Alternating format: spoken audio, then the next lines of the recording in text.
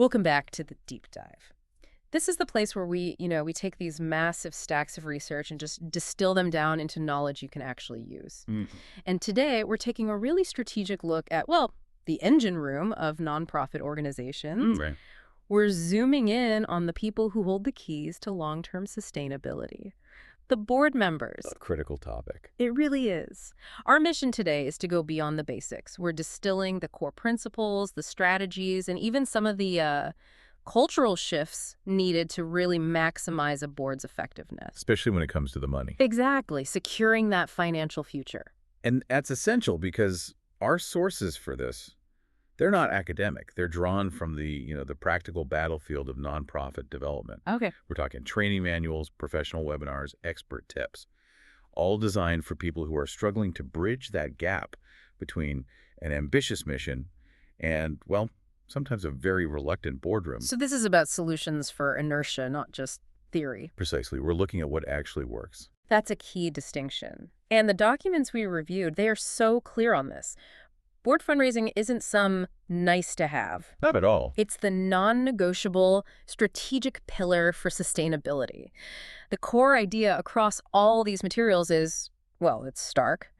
They say high-level board fundraising is, and this is a quote, the difference between having a secure financial future or facing an unending series of crises. It's that serious. It is. It's building a solid foundation instead of constantly bailing out a leaky boat. And that's really the key for you listening. Whether you're on a board or you work with one, this deep dive is a shortcut to understanding why the ask has to come from that governance level. And maybe more importantly, how. Exactly, the how you set up the structures so that the ask is effective and enthusiastic and, that it actually endures.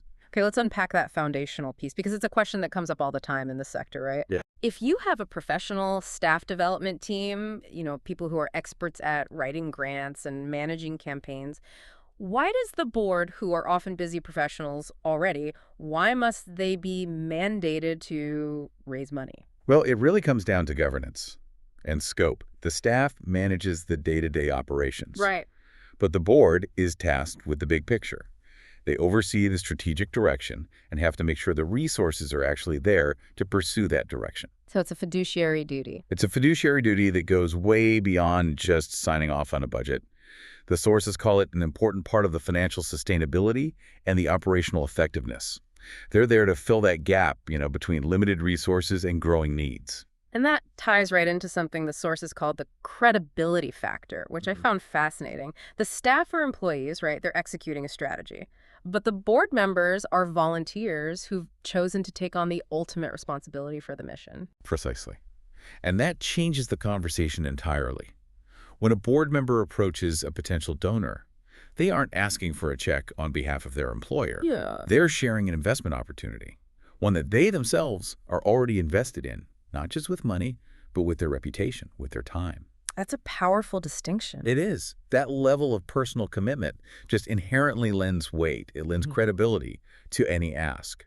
A donor knows this person is speaking from the very top of the organization. So let's talk about the long-term impact. If a board is really effective at this, what does that stability actually look like for the nonprofit? Well, the sources highlight that the board's efforts provide a reliable, stable, and multifaceted revenue stream.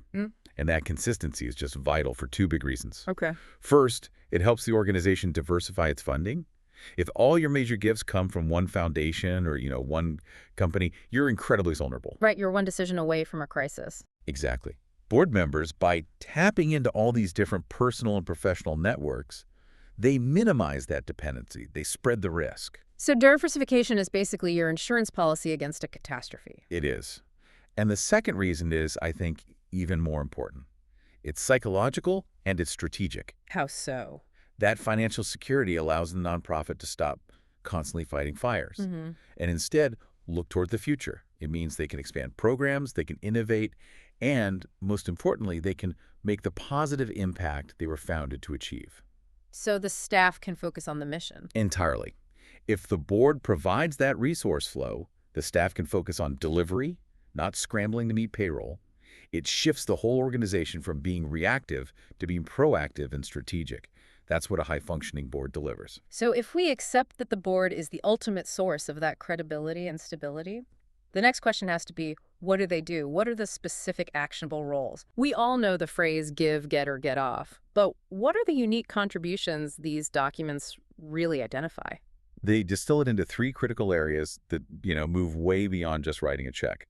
The first is that they bring their networks and expertise. Okay, and that's more than just a list of wealthy friends. Oh, absolutely. Yeah. It's their professional sphere of influence, their corporate connections, their knowledge of, say, investment markets or their influence in certain communities. The value isn't just who they know, it's what they know. So if you have a board member who's a CFO, their real value might be in vetting the financial story you tell to donors, not just making the ask themselves. Precisely. Which leads to the second role.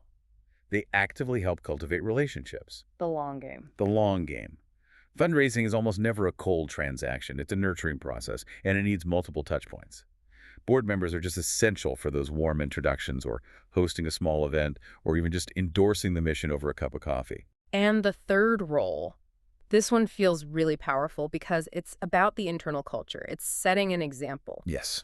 This is about their strategic planning, making sure the fundraising goals are ambitious but also achievable. But it's also about their own visible personal commitment. They have to be the organization's most enthusiastic cheerleaders. Right. And all this brings us to a term the sources really emphasize, which is relational capital. Let's define that. What is relational capital? It's the measurable value that comes from the quality and the extent of a board member's personal and professional relationships, but used for the organization's benefit. Okay. The board acts as this important conduit through which those critical donor relationships are built and strengthened. They aren't just selling something, they're leveraging trust. That makes so much sense. It's not about accessing wealth, it's about accessing trust. Exactly. If a donor trusts the board member, they're much more likely to invest in the mission. It bypasses that whole long process of a nonprofit having to prove its trustworthiness from scratch. You got it. Their value isn't measured just by their personal annual check, but by their reach. How many high-quality, pre-vetted prospects can they introduce to the team each year?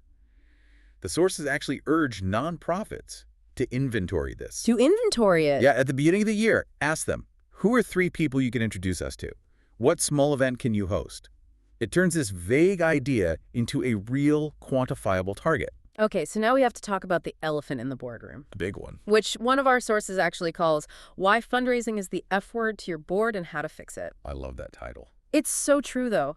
Many board members are just terrified of asking for money. They love the governance part, but they dread making the ask. And that tension can paralyze an organization. And that resistance, the documents say, it usually comes from one of 2 places. Fear of rejection Of course. and a simple lack of confidence or training. So you can't just yell fundraise at them. The foundation for fixing this is structural support. So what are the first steps? The first steps are setting crystal clear expectations at the start of the year and then providing strong goals and training. Let's break that down. What does a clear expectation actually look like?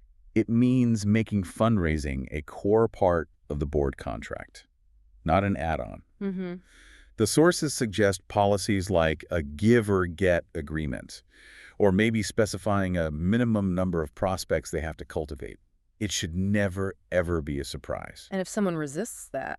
Then they're probably not the right fit for that board. It has to be mandatory, not voluntary. So it's not enough to just say, go fundraise. You have to actually equip them, give them the tools and the confidence. Absolutely. You have to give them specific practical training. The documents talk about role-playing donor visits, learning how to tell the organization's story, and challenging them to use their networks, but in a supported way. For example, instead of asking them to make a cold call. Which is terrifying. Right. The development staff prepares the materials and structures the meeting. The board member's job is just to make that warm introduction and endorse the mission. It lowers the barrier completely. And once they start to have some success, you have to keep that momentum going. I really liked the emphasis the sources put on building a culture of success. Yes, because rejection is guaranteed in this work. So organizations have to create an environment where the board can openly celebrate their successes, even the small ones. So not just the big checks.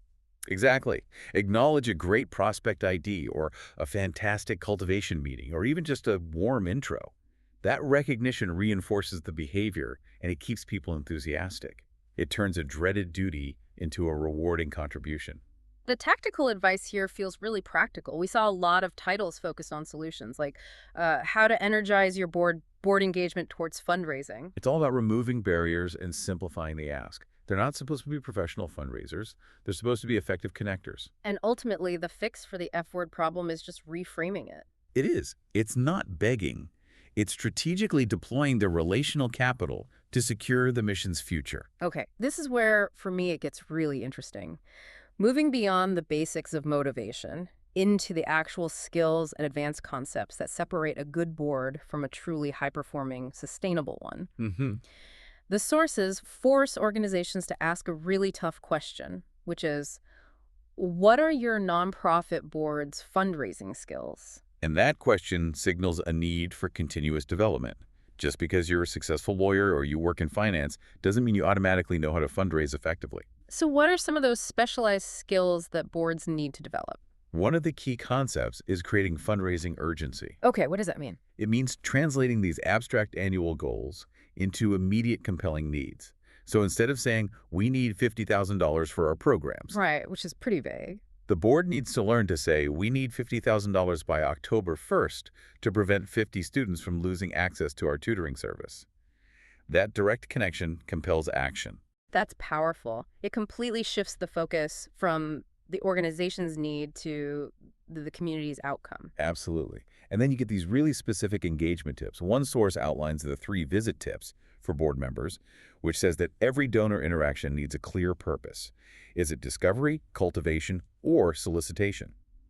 So you know which hat you're wearing. You know exactly what the goal is. You don't just drop in. And beyond just individual asks, the sources really push for expanding into institutional funding. Yes, specifically raising corporate dollars. This is where a board member's professional title and network are often more important than their personal checkbook. It's about leveraging their corporate relationships to find philanthropic opportunities or sponsorship matches. It's a very different skill set from individual giving. And we also saw tips for simpler things like peer-to-peer fundraising ideas. Yeah, demonstrating that the ask doesn't always have to be this high-stakes major gift meeting. It can be something much more integrated into their everyday life. And all of this engagement, it has to connect back to high-level governance, to the organization's actual direction. You can't ask for investment if you don't know where you're going. That's where you see titles like The Intentional Board, Why Your Board Doesn't Work and How to Fix It. Intentionality, that's the bedrock. It has to be. A great board must actively guard against what one source calls the rubber band test. The rubber band test. The idea is that if the board lets the mission stretch too far in too many directions, the organization loses focus. It either snaps back painfully, or worse, it just loses its identity. You can't fundraise strategically if you can't articulate your core purpose. So the board's fundraising effort becomes a kind of self-correcting mechanism for mission focus. Precisely. And there's a really strong push in these advanced materials for boards to become not just resource acquirers, but truly strategic, impact-centric leaders. What does that mean to be impact-centric? It means you measure the board's success, not just by the gross dollars they raised, but by how directly those funds translated into mission fulfillment, into positive community outcomes. Are we actually achieving what we set out to do? And finally, the specialization of roles matters, especially the chair.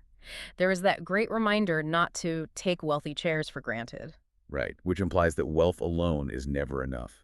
Even a board leader who brings significant resources still needs strategic direction and training to maximize their impact. So a wealthy chair who's passive is actually less valuable than a moderately wealthy one who is actively and strategically engaged. 100%. It's the commitment and the engagement that define effectiveness, not just personal affluence. So after all of this, what does it all mean for you, the listener? I think the ultimate takeaway from this deep dive is that nonprofit board fundraising, it's just not a transactional duty. Not at all. It's a highly strategic act. It's about leveraging credibility, personal networks, and strong governance to ensure that long-term stability. It's really the highest form of leadership they can offer. It absolutely boils down to culture and commitment. Success really comes from setting those crystal clear, measurable expectations from day one, providing the training to address that fear of rejection, and then fostering a culture of celebration and shared engagement. When you can turn that F word into future, you ensure the stability the community is counting on. And that brings us to our final thought for you to consider. building on that crucial idea of impact-centric governance. Hmm. If the board is responsible for both financial security and mission oversight, how often should the board's own performance metrics be tied directly to its ability to connect fundraising results to the positive community impact they were founded to achieve? That's a great question. Should we evaluate fundraising just by the amount raised, or should it be by the specific programmatic milestones that money made possible? Think about that bridge between the money and the mission. Something to mull over until next time.